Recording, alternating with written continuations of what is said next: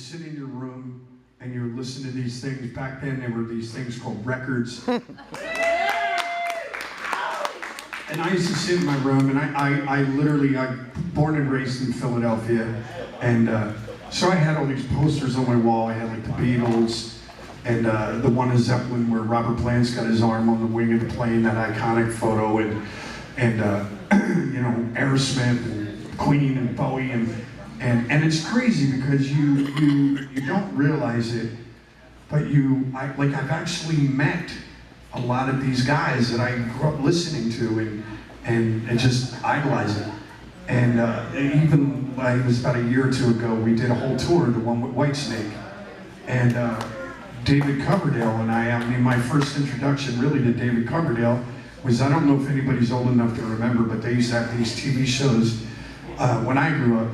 It was, one was called Don Kirshner's Rock Concert. Yeah! Remember that? That was awesome shit, right? And then they had this thing called the Midnight Special. Yeah! And Wolfman Jack. Hey, Wolfman Jack! I don't Y-O-U. I remember that shit. You remember that? Yeah, we're going way back. So anyway, I turned on, when I was a kid, I remember going to my friend's house and we smoked some joints and we stole some beer from our parents, and they had the Cow Jam on, and I was like, Deep Purple came on, and it was like Glenn Hughes and David Coverdale, the first show that they did with Deep Purple. And I was just sitting there like, holy shit, you know? And so when I was in Motley, Glenn Hughes walks into the room, and him and I did a duet together on Misunderstood. It was like unbelievable. I'm like sitting there going, oh my God, dude, I totally remember you, like Cow Jam, that High Note and Burn, and you know, so you get to meet these guys, and you're like, for me, freak out. So the reason why I'm telling you all this shit, because there's a story to this Aerosmith song that she wants me to do. So when we were doing the Motley record, we went up to this place called Little Mountain Studios in Vancouver, and we worked with a gentleman named Bob Rock. So Little Mountain, there's two studios. There's Studio A, Studio B. And then there's like an office lounge area, and then there's you know, a little kitchen. And so we go in, we're in Studio A, we're getting ready to check, and all the guys are setting the gear up, our crew guys, and Tommy and Nicky are sitting there, they play the biggest joke on me. And they sit there and they go, hey man, we're gonna be here for like 3 months, 4 months. Why don't we go next door and introduce ourselves? There's a young band next door, and they probably get a kick out of meeting us. And I'm like, okay. So they're like, yeah, let's go. So I walk out of the room, and I should have realized, like when we walked out, they were a little bit ahead of me, and then they kind of fell back into line, like I was leading the pack. So I go into Studio B, and I kick the door open, and I walk into this room, and everything suddenly went in like slow motion. And I'm looking around the room, and there's this guy sitting in front of me, playing the guitar. He's got his back to me, and he's doing a solo when I kick the door open, and he goes like this. He just kind of looks back at me, and I remember looking at this face, and I go, oh my God, this guy looks like Joe Perry from Aerosmith. Oh shit, it is Joe Perry from Aerosmith. And he looked at me with this sneer, like, you piece of shit. You just interrupted me doing a guitar solo. Who the fuck are you and why are you in my room? And I was like, And then I see the lips and the hair of the headband, and Steven Tyler comes running at me. And now you gotta remember, like, so he's coming at me, and I'm just like, what the fuck is happening right now? So Tyler comes over, grabs me, picks me up off the ground, my feet are like dangling, and he's kissing my face, and he goes,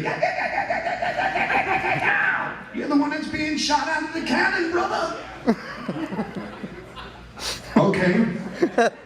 So I'm sitting there, and I just stop, and I'm like, I have no idea what to say. I swear to God, this was my face. Nothing. So, to make a really long story even longer, it seemed like every time I left our area to go get a glass of water or soda or a coffee, it seemed like every time I did this, Steven was like right there. Like I would get a coffee and I'd be minding my own business, and he'd be, you know, it's, everything that he does on TV, it's true. So he's like, and he comes into the thing, he goes, "What's up, my brother?" You know, and I'm like, so Tommy and Nikki give me this great advice. They go, "Dude, you're not a fan now, you're his peer." Really? You should tell the fan in my head that same, because it's not working. So, and there was all these things like, I'm like, fuck, I just want to ask him like, what he wrote these lyrics about, Adam's apple, like, what is this, what is that, what is this, what is that? But I was like, no, I had to keep myself in check, because I'm like, we're just hanging now, you know what I mean? So anyway, I'm sitting in the studio one day, in the living room, and I start noodling around on guitar, because I'm doing guitar tracks. I come in, now I've got an acoustic, I've got a little break, and I'm just noodling. So I'm doing like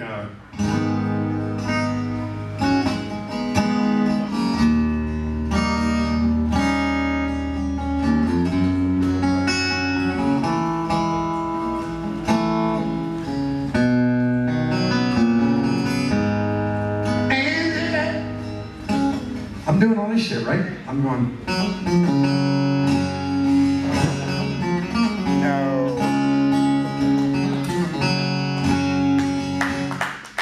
Okay, right? Oh yeah.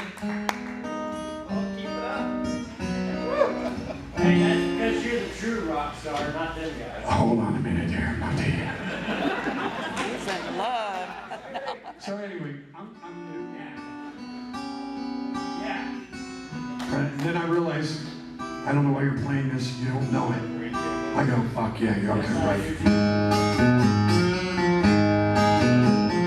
Back when King was single, way before the stable, lying and shooting down in the sky.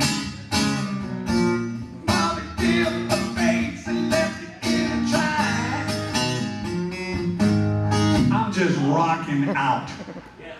And then I start this song, and right when the voice is supposed to start, I hear it, and I turn around, and it's Steven singing in my ear.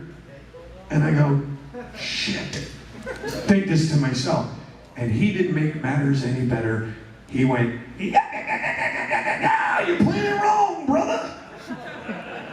And he jumped over the couch. Now this is, you gotta understand, at that point, I'm 30 years old, 31 years old.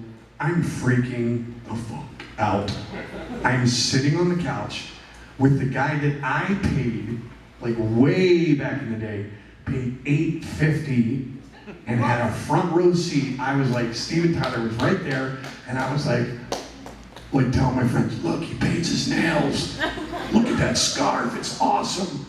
Dude, he's the coolest motherfucker on the planet. Boom. And now I'm sitting on a couch with him, and we're playing this next song.